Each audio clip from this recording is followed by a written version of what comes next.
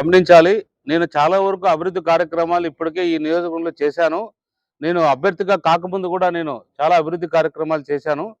ఎందుకంటే నేను కరోనా టైంలో కూడా చాలా వరకు ప్రజాసేవలో ఏదైతే ప్రజలకు అవసరమో ఆ రోజు, ఆ ప్రజాసేవలో కార్యక్రమంగా వాళ్ళకి అందించాల్సిన అంటే అత్యవసరంగా ఉండాల్సిన మెడికల్ కిట్లు కావచ్చు, వాళ్ళకి కావాల్సిన ఫుడ్ కావచ్చు, ఎవరు కూడా సర్వీస్ చేయలేని పరిస్థితిలో వాళ్ళ ఇంట్లో వాళ్ళ కుటుంబ సభ్యులకు కూడా వాళ్ళొచ్చి బయటకొచ్చి పెట్టలేని సమయంలో కూడా మేమొచ్చి ఈ ప్రాంతాల్లో కూడా మేము అన్ని ప్రాంతాలతో పాటు ఈ ప్రాంతంలో కూడా ఆ రోజు ప్రజాసేవలో ఉన్నాం.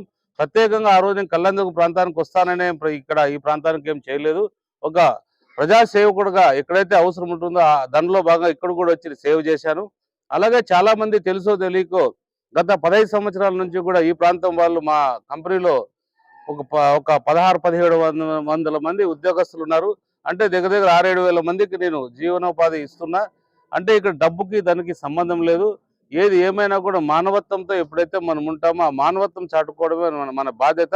డబ్బనేది ఒక వృత్తి. నా వృత్తిలో ధర్మంగా డబ్బు అది నేను టాక్స్ కట్టి చేసే డబ్బు. నా సొంతంగా నేనేదో అక్రమంగా చేసే వచ్చే డబ్బు కాదు. అది మనం డిప్పర్లు ఏసుకొచ్చేదానికి నేనేదో ఇసుకనో, ఇంకోటో లిక్కరో, ఇంకోటో అమ్మడానికి నాకొచ్చిన డబ్బు కాదది. పూర్తిగా నేను కష్టపడి చేసిన డబ్బు. వచ్చిన డబ్బును టాక్స్ రూపంలో ఏదైతే అవసరమో ఆ డబ్బు మాత్రమే తీసుకొచ్చి మనము ఏదన్నా సేవ్ చేయాలనే కార్యక్రమంలో సేవ్‌కు ఉపయోగించాం తప్ప, ఏ విధమైన అక్రమాలు చేసో, లేదా ఏ విధమైన అన్యాయంగా సంపాదించో ఇలాంటి డబ్బు నేను తీసుకోను. రాబోయే కాలంలో కూడా ఎమ్మెల్యేగా ఎన్నికైన తర్వాత కూడా ఏ అక్రమాలకు కూడా తావులేకుండా నేను ఉంటాను. ఎప్పుడైనా కూడా మీరు ఇంతమంది విలేకరులు ఉన్నప్పుడు మీ ముందర చెప్తున్నా, ఏ అక్రమంగా నాకు తెలియకోకుండా మీరు ఏదన్నా నా దృష్టికి తెచ్చి దాన్ని సర్దుకుండా ఏర్పాటు చేస్తాం గానీ, తెలిసి మాత్రం ఏది కూడా నేను అక్రమంగా చేయను. నాకు సంబంధించినోళ్ళు ఎవరైనా అక్రమంగా దానికి పోయినా కూడా నేను అరికట్టడానికే ప్రయత్నిస్తా. అలాంటి వాళ్ళ మీద చర్య తీసుకుంటా. ఏది కూడా ఏ అక్రమానికి కూడా తావు లేకుండా ఈ ప్రజాస్వామ్యంలో ఈ కల్లందుర్గు ప్రాంతాన్ని మనం పూర్తిగా అభివృద్ధి చేసుకోవాల్సిన బాధ్యత చాలా ఉంది.